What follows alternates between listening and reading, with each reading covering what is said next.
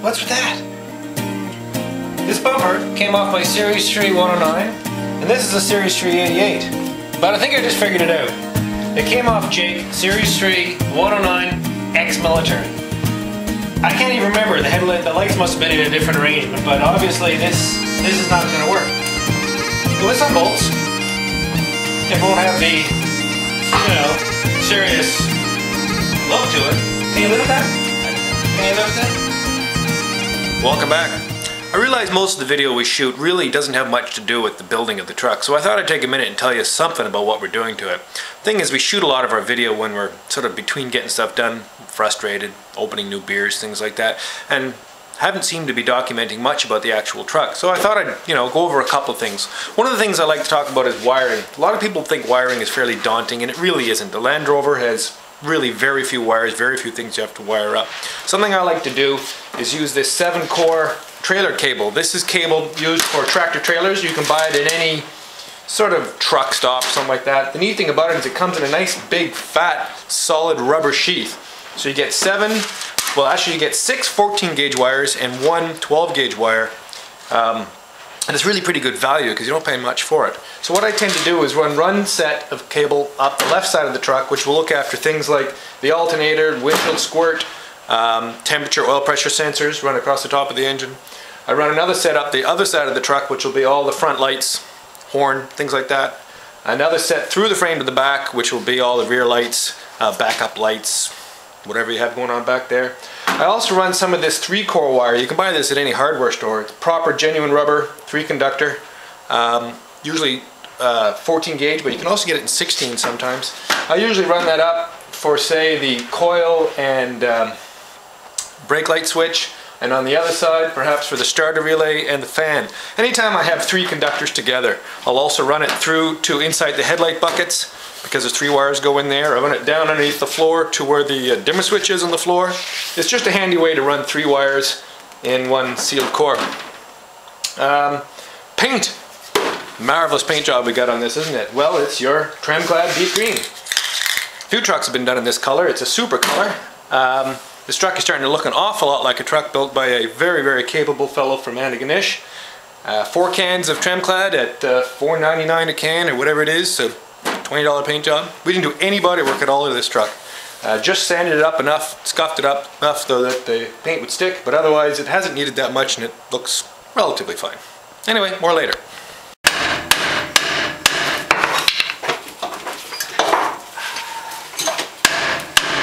You recording? Mm-hmm. Okay, we've had a setback. This wheel cylinder is leaking like a sieve. And well, we don't have any replacement wheel cylinders because we were going to do this on the cheap. We do have a rebuild kit though.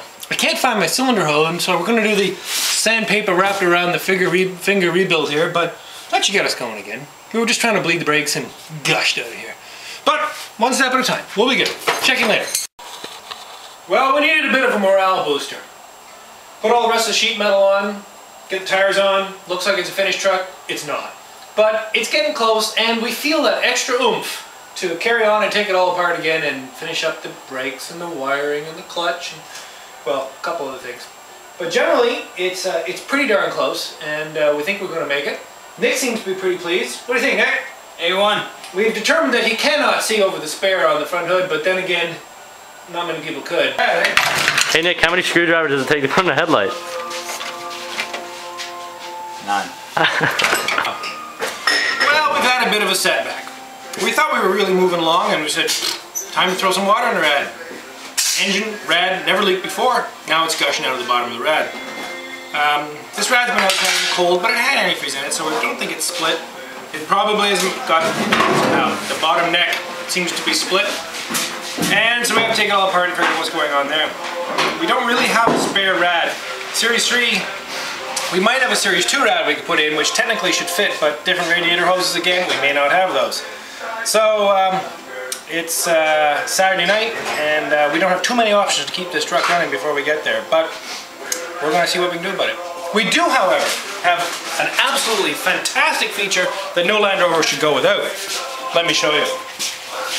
Pat, you'll have to duck down as I do this. Watch, if you can, the dome light that goes on and off with the door. Now, with that, we'll absolutely conquer Winter Romp. We'll see you there with our dome light. See ya.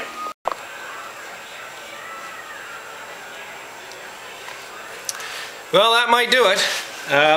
Don't consider myself a silversmith or a radiator repairman of any sort, but I can solder, so that may have dealt with it. The problem is you never really know how well you've penetrated down into the joint, but we'll give it a little bit of destructive testing, and if it surpasses that, we're home free. Because I don't think we'll find anyone else to fix this radiator this week. Might have wanted to clean some of the mud out of this radiator before you put it on your truck there, Patrick. Nick, it's nice. See ya.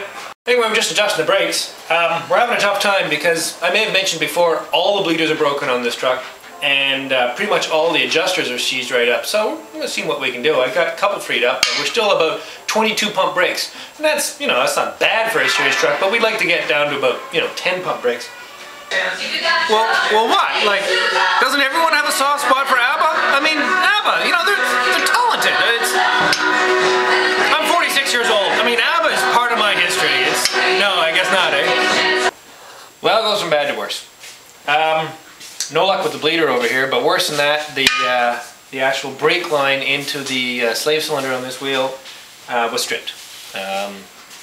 Whoever was taking it on in the first place didn't realize it was stripped, and it is. It's really badly stripped. So this wheel cylinder is shot.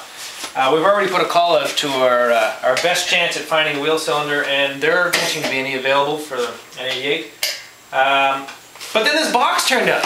This box just happened to be sitting on my shelf over there, and handy dandy Paddocks on the iPhone.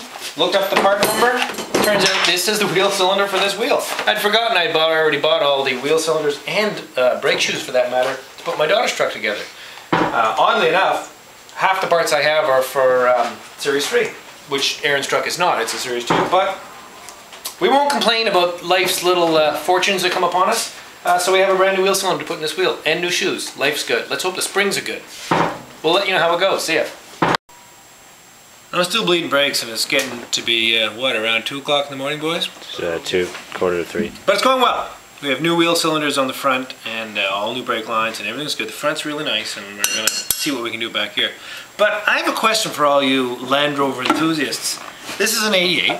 It's a, what year is it, Nick? 73. It's a 73 Series 3 88, and there's a little box in here. Can you see that box? There's no access to it other than the fact that it's rusted to hell to pieces. But it's literally a little box that has no access to it, that's rusted to pieces, that bolts on, and I'd like to know what it is. So, a beer to whoever can tell me that is. And it's actually 3 o'clock in the morning. This is 3 o'clock in the morning? It's 3 o'clock in the morning. Anyway, it's going good. It's going good. We're getting closer. See you later.